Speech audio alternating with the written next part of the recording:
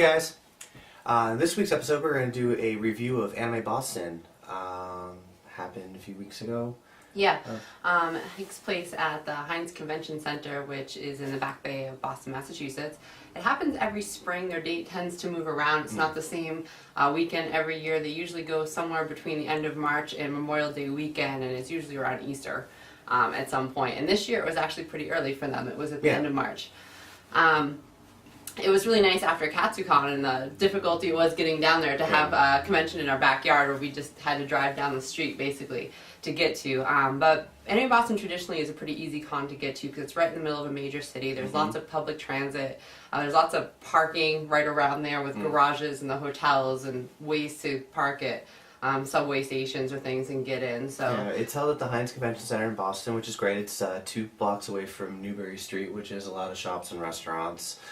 It's just connected to the Prudential, which has restaurants also. And food court mall. Yeah. So it's really greatly located for the needs of the attendees. In addition to going to an awesome convention. They also get the food court and other restaurants like Wagamama's there, Pinkberry and stuff to stay open late during the convention. They actually negotiated with the convention so that you get out a panel at 10 o'clock at night, you can still get something to eat, which is really nice.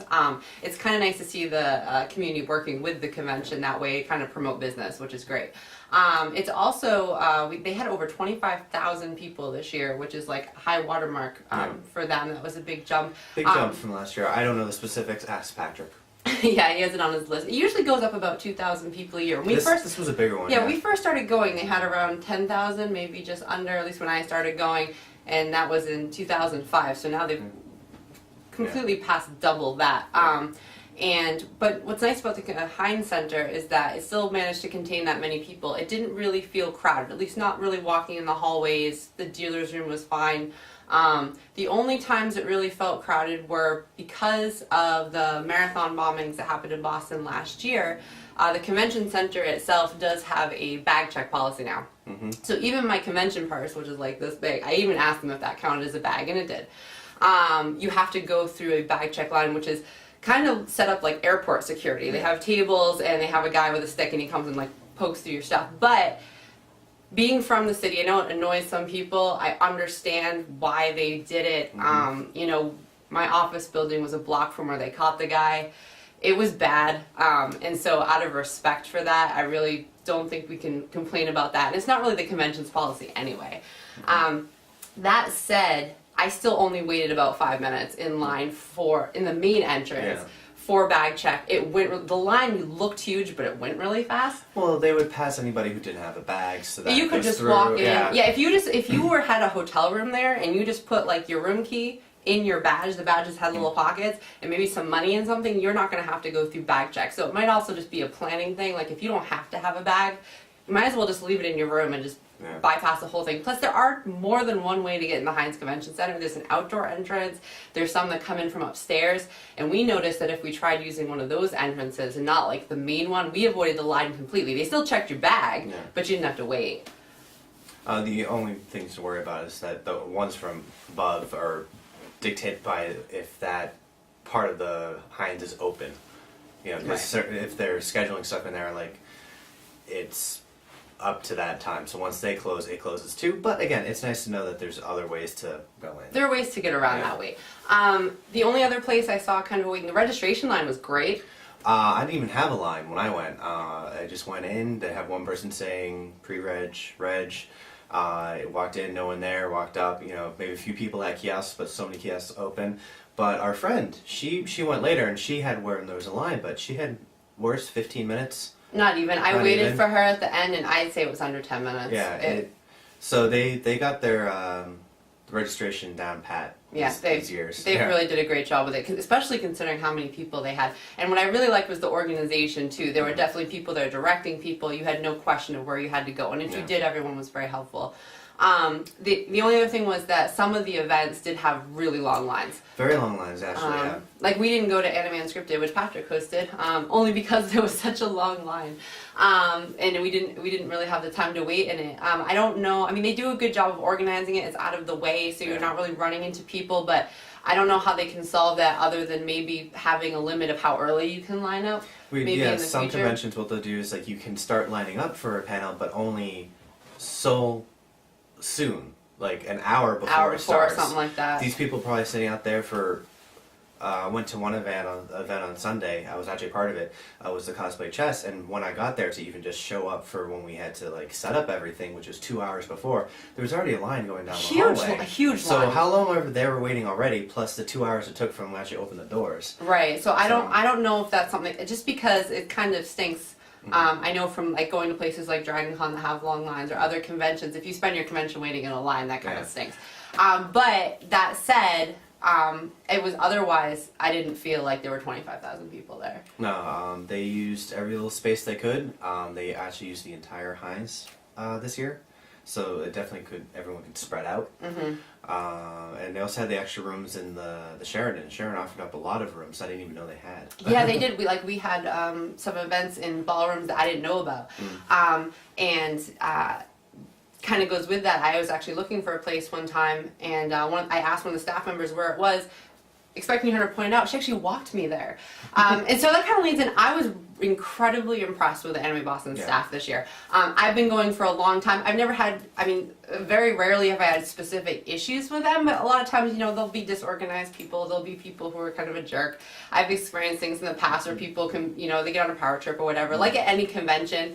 But especially in contrast to, Katsucon, which had really bad staff problems this year, they were almost across the board, not only, friendly, but incredibly knowledgeable and helpful. I was just so impressed, even from the very beginning, when I was waiting for my friend to come out of registration. I waited for her at the end door. I had a big prop. I wasn't going to go in there with her. And there was the guy who was running the door coming out. And, he was every once in a while directing people where to go. He would yell, if you're looking for registration, it's down that way. He was really friendly. I asked him a question. He had an answer. He asked to take my picture. Like, it was just, everybody was so friendly and so helpful. And, like the girl that led me that place. Like every place we went, and we had actually a lot of props. We were in the masquerade this year, and we had some big props, and we were a little concerned with security about getting them in. They were really nice too. They weren't even part of the convention. They could have been jerks about it. They could have been like, oh my god, we're hired to do this stupid thing, and people have all these weapons and horrible things that we have to check. They were so nice. Even the guy, they actually had real security doing weapons check this year instead of like sometimes it's security convention people. No, these were like cops. And they loved my boomerang. They saw that my sword was plastic. They didn't even put a thing on it. They were like, you're good. They were just so good about the whole thing, and it just made the whole experience really pleasant. Like, it makes you realize what a difference it makes when the staff is so good. And so I'm sure there were incidents we didn't see. I'm sure stuff happened, but personally this year, I was just floored with how nice the staff was. That was just me. Well, all my staff experience AB is one of my backyard cons. I've gone to 10 out of the 11 years. Or more years, that's now 12 or something. 11 out of 12. Anyway, so I've become friends with a lot of the staff, so we're always good. But the random staff in the hallways and stuff like that were kind of keeping crowd control and stuff like that. That's what I were mean, pleasant. They were forceful, but they were pleasant. They were saying like, please, be against the line. I didn't see anyone go nuts, and that's true. I should mention that. Yeah, we do know a lot of people on staff, but the people I'm talking about was nobody I knew. I never really commented on people that like I'm friends with, and I've seen people I've known that weren't so great. But when I saw what I witnessed were new people, fresh faces, people I'd never seen, and they did a really good job. Well, it also brings us to attendance. Yes. Oftentimes, Anime Boston got kind of stigmaed with, it's a teeny bopper convention, or a lot of younger people, teenagers, and we routinely felt old there. Yeah. And but this year actually kind of felt pretty neutral, kind of like when we were in Dragon Con. Like, yeah, it was still a younger crowd, but there wasn't screaming Marco Polos and all that stuff. People just running around having a good time. We noticed older people that we've never really noticed before, like people brought their grandparents. There are a lot of younger kids who actually were supervised by their parents. Yeah. So we had that population. Or you growth. saw younger kids, like people with their really young children, like toddlers, babies. There was a cute girl I saw on a leash that barely could walk. Like, I mean, and usually we see that at kind of the older conventions because people are our age and they have young children. But we saw a lot of that at AB. It's just, and like did I still feel like one of the older people there? Absolutely. It doesn't feel like Dragon Con. Like it's not. But I felt like the age range was a little more diverse than I'd seen it in the past. And certainly, I saw a Duck Duck Goose game, but they put it out of the way. They had it behind an escalator down on the first floor where there was like the basement level from the outside entrance where there's nothing. So they weren't bothering anybody. Yeah. And I just felt that as a whole, the attendees were, again, I'm probably repeating myself, really friendly. There was always, there's always weird crap that happens, but they were pretty nice compared to past Anime Boston's we've been to. And I had to get through the crowd a few times, and I was bringing our large props for the masquerade, and I actually, was putting saying, please, excuse me, please make a hole, stuff like that, and people were very obliging. Yeah, people really nice, asking for pictures. They were really nice. We were in the masquerade this year. The people that we were with backstage, really friendly people, really talented people. There was a lot of,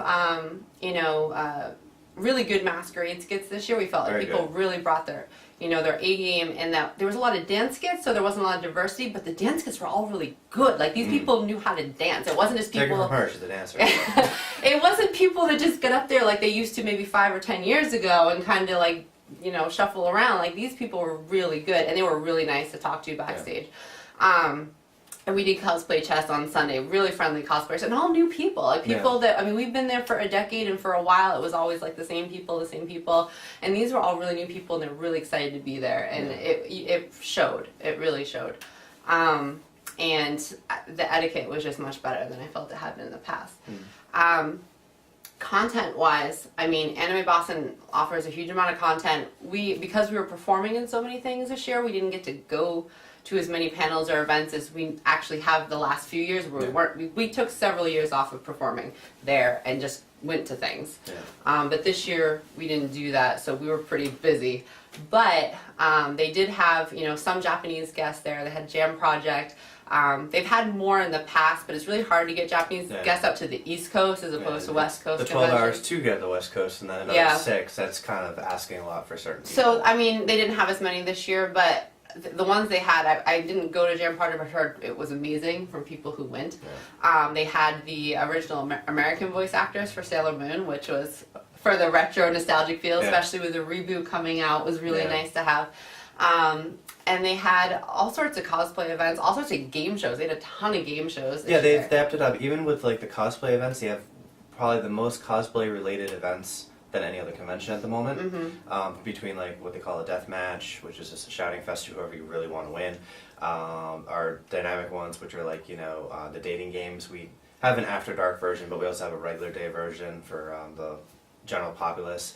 And they had like the cosplay court cases and stuff. So it's but even game shows, they had... But them going to the game shows, like Patrick runs some of them, and he was saying, I forget the number he said that they were, but there was tons between who's, Anime Unscripted, the ones they normally do, but they did like a pub trivia with anime themes. They did kind of like a Family Feud style stuff. They did so many things, which is kind of fun because that's interactive, and you don't go to a lot of stuff. Sometimes if you go to a lot of panels, you're sitting there, maybe you get to ask them questions, but when you do something like pub trivia, you actually get to go and like participate, and that's kind of fun. And we went to, Elizabeth hosted a few panels. We went to her Level Up Your Cosplay panel, which she did kind of an intermediate cosplay panel, which you don't see a lot of, which was nice to see. Because a lot of times it generally tends to be like the mid-range advice. It's like, this is more to get people who want to know how to get started. How to get better. How to get better. How to get better. Because so many of the panels are like, well, if you've never sewn before, here's what fabric looks like. Or they're really advanced, like here's how you put LEDs in a staff or something, where this was really nice. There were a ton of people there that were really interested in moving up to the front and trying to see how they can, do what they already like to do better. So overall, it was a really great year. And, you know, in the last few years, we've kind of, you know, ragged on Anime Boston, I feel like, from an attitude perspective, personally. You know, it is our backyard convention, so we would go. But there have been years we haven't been excited about it. And this is the first year in a long time I've been really excited about it. Me too. It was very fun to see old faces and a few new ones. My coworker's daughter goes to this now. New generation. Yeah. Even though it's like, you know, it's the same, it felt like revitalized. This is a great word for it. I did feel like it, for a while, it just felt like very much on repeat. And when you've gone to something for 10 years, I think that happens. But it felt like a different convention this year. And I'm not sure why, but it just did. It did. Yeah. Again, so if you have any voices, opinions, if you went to Anime Boston, please go to our forums, write us an email, leave us a voicemail. Tell us some stories. Voicemail. And we will see you next week.